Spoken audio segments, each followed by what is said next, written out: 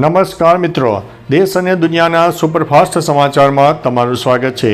સૌથી મોટા સમાચાર સામે આવી રહ્યા છે વાવાઝોડાના। વાવાઝોડું શક્તિ દ્વારકા અને નલિયાથી 770 કિલોમીટર દૂર। વાવાઝોડું શક્તિ આમ તો નબળું પડ્યું છે, પરંતુ વાવાઝોડું શક્તિ હાલ દ્વારકા અને નલિયાથી 770 કિલોમીટર દૂર છે, જે અરબી સમુદ્રમાં આવેલું છે। 7 ઓક્ટોબરે નબળું પડશે, જેથી ગુજરાતના દરિયાકાંઠે ખતરો નહીવત છે। જોકે 8 ઓક્ટોબરે દ્વારકા, જામનગર, પોરબંદર, સુરત, નવસારી અને વલસાડના કોઈ વિસ્તારમાં વરસાદની શક્યતા રહે છે।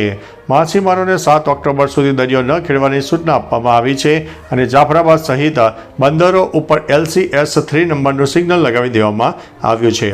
મિત્રો, અન્ય મહત્વના સમાચારની વાત કરીએ તો વરસાદે તબાહી મચાવી, 17 લોકોના થયા છે મોત।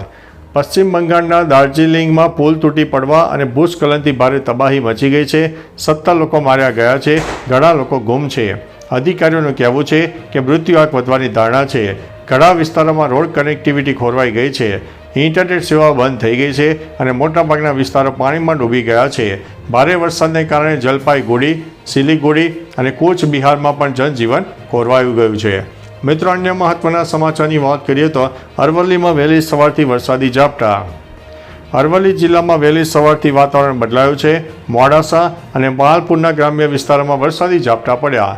મોડાસાના મરડિયા, જીવણપુર, ઇસરોલ અને માલપુરના ગામોમાં વરસાદ નોંધાયો। અણધાર્યા વરસાદથી ખેડૂતોમાં ચિંતા છે, કારણ કે મગફળી, સોયાબીન અને મકાઈના ઊભા પાકને નુકસાનીનો ભય છે। વધુ વરસાદથી પાકને મોટું નુકસાન થઈ શકે છે। મિત્રો, અન્ય મહત્વના સમાચારની વાત કરીએ તો સબ રજિસ્ટ્રાર મહેશકુમાર પરમાર 2.5 લાખની લાંચ લેતા ઝડપાયા। સુરતના અડાજણ સબ રજિસ્ટ્રાર ઓફિસમાં મહેશકુમાર પરમારે દસ્તાવેજોમાં વાંધો ન કાઢવા માટે 3 લાખની લાંચની માગ કરી હતી। જોકે જેમાંથી 1.5 લાખ લેતા એસીબીની ટ્રેપમાં રંગે હાથે ઝડપાઈ ગયા। એસીબીએ છટકું ગોઠવીને કાર્યવાહી કરતા 2.5 લાખની રોકડ રકમ જપ્ત કરી છે।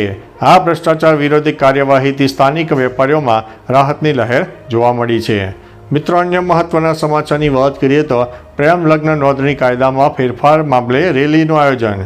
માણસા શહેરમાં પ્રેમ લગ્ન નોંધણી કાયદામાં ફેરફારની માંગ માટે જનક્રાંતિ રેલી યોજાઈ, જેમાં પાટીદાર નેતા વરુણ પટેલ, દિનેશ બાંભણિયા અને પૂર્વિમ પટેલની આગેવાનીમાં હજારો લોકો જોડાયા। મુખ્ય માર્ગો ઉપર રેલી યાત્રા પછી જાહેર સભા યોજાઈ હતી, જ્યાં માતા પિતાની સંમતિ ફરજિયાત કરીને બોગસ લગ્ન અટકાવવાની અપીલ કરવામાં આવી હતી। મિત્રો, અન્ય મહત્વના સમાચારની વાત કરીએ તો સોનાની કિંમત આસમાને। ભારતમાં સોનાના ભાવમાં છેલ્લા અઠવાડિયામાં 3,920 રૂપિયાનો ઉછાળો થયો છે। તહેવારી મોસમ, શેરબજારમાં ઘટાડો, US ફેડની વ્યાજ દર ઘટાડાની અપેક્ષા, અમેરિકન શટડાઉન અને નબળા ડોલરને કારણે તે વધ્યા છે। હવે પ્રોફિટ બુકિંગ અને ડોલરની રિકવરીની માંગ ધીમી પડી છે। 5 ઓક્ટોબર 2025ના બજાર ભાવ 24 કેરેટ પ્રતિ ગ્રામ 11,940 રૂપિયા હતા। અંદાજિત 1,19,400 રૂપિયા પ્રતિ 10 ગ્રામ ભાવ હવે જોવા મળ્યો છે। મિત્રો, અન્ય મહત્વના સમાચારની વાત કરીએ તો બરફ વર્ષાથી લેહ અને મનાલી હાઈવે બ્લોક થયા છે। હિમાચલ પ્રદેશના પ્રવાસન સ્થળો, ખાસ કરીને મનાલી અને લાહોલમાં સિઝનનો પ્રથમ હિમવર્ષા થતાં વાતાવરણ ખુશનુમા બન્યું છે। જોકે અકાળ બરફ વરસાદથી લેહના મુસાફરોની મુશ્કેલીઓ વધી છે।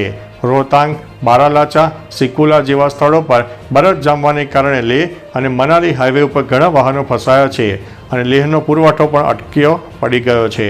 વહીવટીતંત્રે રોહતાંગ પાસ વાહનોની અવરજવર ઉપર રોક લગાવી છે। મિત્રો, અન્ય મહત્વના સમાચારની વાત કરીએ તો PM મોદીએ દાર્જિલિંગ દુર્ઘટના પર દુઃખ વ્યક્ત કર્યું છે। પશ્ચિમ બંગાળના દાર્જિલિંગની પહાડીમાં ભારે વરસાદ અને ભૂસ્ખલનના કારણે 14 લોકોના મોત થયા છે। ભૂસ્ખલનથી મકાનો ધોવાઈ ગયા છે અને રસ્તાઓ ક્ષતિગ્રસ્ત થતાં દૂરના ગામોનો સંપર્ક કપાયો છે।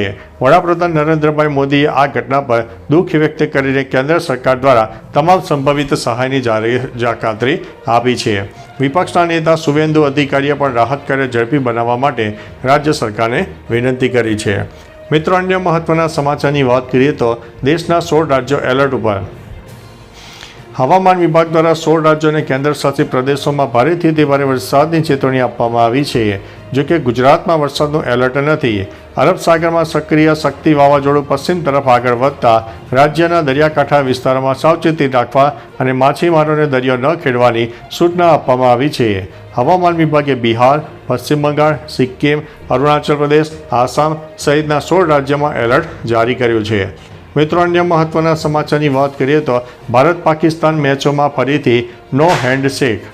આઈસીસી મહિલા ક્રિકેટ વર્લ્ડ કપ 2025માં ભારત અને પાકિસ્તાન વચ્ચેની મેચમાં ફરી એકવાર નો હેન્ડશેક પોલિસી જોવા મળી. કોલંબોમાં પાકિસ્તાની કેપ્ટન ફાતિમા સનાએ ટોસ જીત્યો અને પહેલા બોલિંગ કરવાનો નિર્ણય લીધો, પરંતુ ટોસ સમયે ભારતીય કેપ્ટન હરમનપ્રીત કૌરે ફાતિમા સાથે હાથ ન મિલાવ્યો. આ પહેલાં એશિયા કપ 2025માં ભારતીય પુરુષ ટીમે પણ પાકિસ્તાની ખેલાડીઓ સાથે હેન્ડશેક કર્યો નહોતો. મિત્રો, અન્ય મહત્વના સમાચારની વાત કરીએ તો અરબાઝ ખાન 58 વર્ષની ઉંમરે ફરીથી પિતા બન્યો. અભિનેતા અરબાઝ ખાન 58 વર્ષની ઉંમરે ફરીથી એકવાર પિતા બન્યો છે. તેની પત્ની સુરા ખાને મુંબઈની પીડી હિન્દુજા હોસ્પિટલમાં રવિવારે પુત્રીને જન્મ આપ્યો છે. આ ખુશખબરથી સમગ્ર ખાન પરિવારમાં ખુશી અને જશ્નનો માહોલ છે. નોંધનીય છે કે અરબાઝ ખાન બીજી વાર પિતા બન્યા છે. પ્રથમ પત્ની મલાઇકા અરોરાથી તેમને અરહાન ખાન નામનો એક પુત્ર પણ છે. મિત્રો, અન્ય મહત્વના સમાચારની વાત કરીએ તો 1000થી વધુ સોના ચાંદીના સિક્કા મળ્યા. ફ્લોરિડામાં ટ્રેજર કોસ્ટ તરીકે ઓળખાતા દરિયા કિનારે ડૂબી ગયેલા સ્પેનિશ જહાજોના કાટમાળમાંથી 8 કરોડથી વધુનો મોટો ખજાનો મળી આવ્યો છે. 1715માં વાવાઝોડાથી તબાહ થયેલા સ્પેનિશ કાફલાના જહાજમાંથી આ ખજાનો મળ્યો છે. એક સર્ચ ટીમે 1000થી વધુ ચાંદી અને સોનાના સિક્કાઓ શોધી કાઢ્યા છે, જે બોલિવિયા, મેક્સિકો અને પેરુના સ્પેનિશ સંસ્થાનમાં બનાવ્યા હોવાનું મનાય છે. મિત્રો, અન્ય મહત્વના સમાચારની વાત કરીએ તો 1 કલાકમાં દુનિયાના કોઈ પણ ખૂણે ડિલિવરી થઈ જશે. અમેરિકાની એરોસ્પેસ કંપની ઇન્વર્ઝન એ દુનિયાનું પ્રથમ આર્ક નામનું અંતરિક્ષ યાન તૈયાર કર્યું છે. આ યાન પૃથ્વીની કક્ષામાંથી 1 કલાકથી ઓછા સમયમાં ધરતીના કોઈ પણ ભાગમાં 227 કિલો વજનનો જરૂરી સામાન પહોંચાડી શકે છે. 8 ફૂટ ઊંચા અને 4 ફૂટ પહોળા આ યાનની ઝડપ 24,700 કિલોમીટર પ્રતિ કલાક રહેશે, જે મેડિકલ ઉપકરણોથી લઈને ડ્રોન સુધીના તમામ સામાન પહોંચાડી શકશે. તો ચાલો મિત્રો, ફરીથી દેશ અને દુનિયાના સુપરફાસ્ટ સમાચાર લઈને મળતા રહીશો. ત્યાં સુધી અમને રજા આપશો. નમસ્તે.